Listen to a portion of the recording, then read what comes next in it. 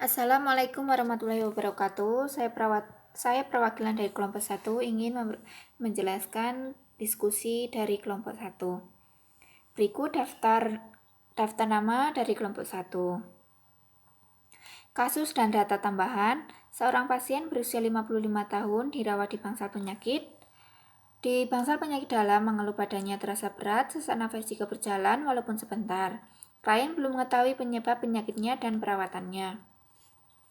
Untuk data tambahan, pasien tampak lemah, riwayat hipertensi 10 tahun yang lalu, pemeriksaan tanda-tanda vital menunjukkan tekanan darah 160 per 100 mmHg, nadinya 90 kali per menit, RR 26 kali per menit, suhu 36,8 derajat Celcius.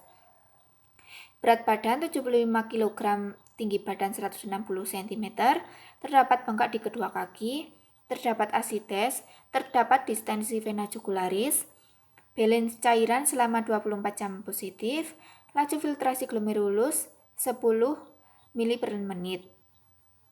Oliguria, hasil pemeriksaan penunjang Hb 6,8 gram persen, ureum 160 mg per dl, kreatinin 8,9 mg per dl, albumin 3,1 gram per dl. Hasil rongsen toraks menunjukkan adanya efusi, pleura, dan kongesti paru. Untuk data fokusnya, data subjektif, mengeluh badannya terasa berat, sesak nafas jika berjalan walaupun sebentar. Klien belum mengetahui penyebab penyakitnya dan perawatannya. DO-nya, pasien tampak lemah, riwayat hipertensi 10 tahun yang lalu, pemeriksaan tanda-tanda vital menunjukkan tekanan darah 160 per 100 mmHg, nadinya 90 kali per menit, RR 26 kali per menit, suhu 36,8 derajat Celcius, berat badan 75 kg dan tinggi badan 168 cm. Terdapat bengkak di kedua kaki, terdapat asites, terdapat distensi vena jugularis, balance cairan selama 24 jam positif, laju filtrasi glomerulus 10 ml per menit, kemudian oliguria, hasil pemeriksaan penunjang Hb 6,8 gram persen, ureum 170 mg per dl, kreatinin 8,9 mg per dl, dan albumin 3,1 gram per dl. Hasil rongsen toraks menunjukkan adanya efusi pleura dan kongesti paru.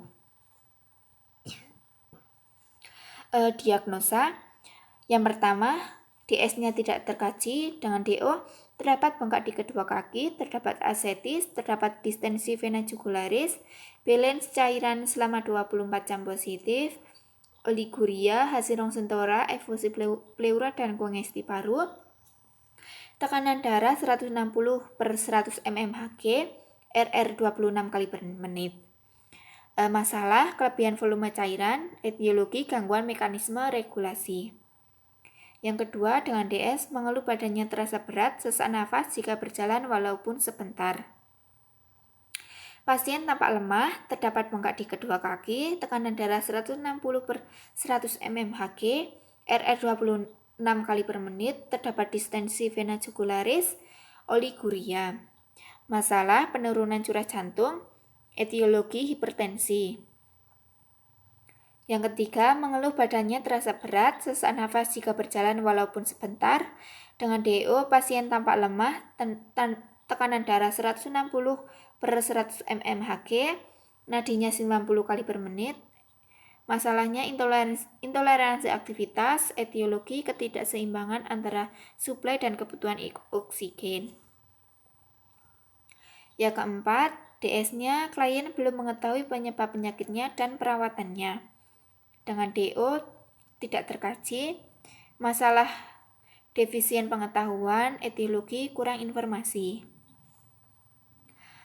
NOK dan NIK dari diagnosa kelebihan volume cairan berhubungan dengan gangguan mekanisme regulasi. NOK setelah dilakukan tindakan keperawatan 1 kali 24 jam, masalah kelebihan volume cairan dapat teratasi dengan kriteria hasil Keseimbangan cairan dengan label 0601, 1, tekanan darah dari cukup terganggu 3 menjadi tidak terganggu 5. Kedua, output urin dari banyak terganggu 2 menjadi tidak terganggu 3. 3. Keseimbangan intake dan output dalam 24 jam dari banyak terganggu 2 menjadi tidak terganggu 5. 4. Asites dari banyak terganggu 2 menjadi tidak terganggu 5. 5. Distensi vena leher dari banyak terganggu menjadi tidak terganggu 5. 6. Edema perifer dari banyak terganggu 2 menjadi tidak terganggu 5. NIC. Untuk NIC, manajemen cairan dengan label 4120. 1. Timbang berat badan tiap hari dan monitor status pasien. Jaga intake dan catat output pasien. Monitor status hidrasi denyut nadi, tekanan darah ortostatik. Monitor tekanan tanda-tanda vital, monitor perubahan berat badan, kaji lokasi dan luas edema, berikan cairan dengan tepat, distribusikan asupan cairan selama 24 jam, konsultasikan dengan dokter jika tanda-tanda dan kelebihan volume cairan memburuk. NIC kedua, monitor cairan dengan label 4130. Tentukan jumlah dan jenis intake cairan, tentukan faktor resiko, monitor nilai kadar serum dan elektrolit urin, monitor kadar serum albumin dan protein total, monitor tekanan darah, denyut jantung, status pernafasan, monitor distensi vena leher, edema perifer, monitor tanda-tanda dan gejala asites, berikan agen farmakologi untuk meningkatkan pengeluaran cairan. Untuk diagnosa kedua, penurunan curah jantung berhubungan dengan hipertensi. NOC, setelah dilakukan tindakan keperawatan 1x24 jam, masalah penurunan curah jantung dapat teratasi dengan kriteria hasil keefektifan pompa jantung dengan label 0400. Kelelahan dari berat 1 menjadi tidak ada 5. Dyspnea saat istirahat dari berat 1 menjadi tidak ada 5. Dyspnea pada saat beraktivitas dari berat 1 menjadi tidak ada 5. Intoleransi aktivitas dari berat 1 menjadi tidak ada 5. Untuk NIC, manajemen shock jantung dengan label 4252. Monitor tanda dan gejala penurunan curah jantung, auskultasi suara napas terdapat bunyi crackless atau suara tambahan lainnya, persiapan pasien untuk revaskularisasi jantung, berikan inotropik positif atau medikasi untuk kontraktilitas sesuai kebutuhan. Diagnosa ketiga, intoleransi aktivitas berhubungan dengan ketidakseimbangan antara suplai dan kebutuhan oksigen. Untuk NOC, setelah dilakukan tindakan keperawatan 1x24 jam, masalah intoleransi aktivitas dapat teratasi dengan kriteria hasil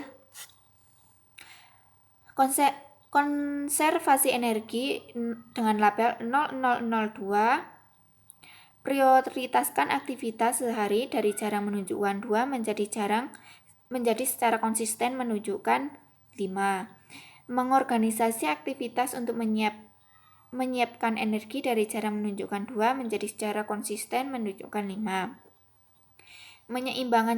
Menyeimbangkan aktivitas dari istirahat dari jarang menunjukkan 2 menjadi secara konsisten menunjukkan 5. Untuk NIC, terapi aktivitas dengan label 4310.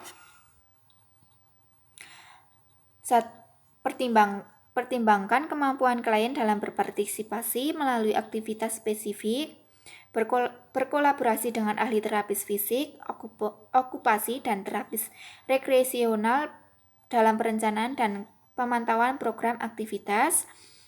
Pertimbangkan komitmen klien untuk meningkatkan frekuensi dan jarak aktivitas. Bantu klien untuk memilih aktivitas dan pencapaian tujuan melalui aktivitas yang biasa dilakukan dan aktivitas yang disukai. Dorong aktivitas kreatif yang tepat. Bantu klien untuk mengidentifikasi aktivitas yang diinginkan. Diagnosa keempat, defisien pengetahuan berhubungan dengan kurang informasi. Dengan NOK, setelah dilakukan tindakan keperawatan 1x24 jam, masalah kurang pengetahuan dapat teratasi dengan kriteria hasil pengetahuan manajemen penyakit ginjal dengan label 1857, faktor penyebab dan faktor berkontribusi dari tidak ada pengetahuan 1 menjadi pengetahuan banyak 4. Tanda dan gejala penyakit ginjal dari tidak ada pengetahuan 1 menjadi pengetahuan banyak 4. Strategi untuk mencegah komplikasi dari tidak ada pengetahuan 1 menjadi pengetahuan banyak 4. Pembatasan diet dari tidak ada pengetahuan 1 menjadi pengetahuan banyak 4. Untuk NIK, pengajaran proses penyakit dengan label 5602, kaji tingkat pengetahuan pasien terkait dengan proses penyakit yang spesifik. Jelaskan patofisiologi penyakit dan bagaimana hubungannya dengan anatomi dan fisiologi sesuai kebutuhan. Review pengetahuan pasien terkait kondisinya.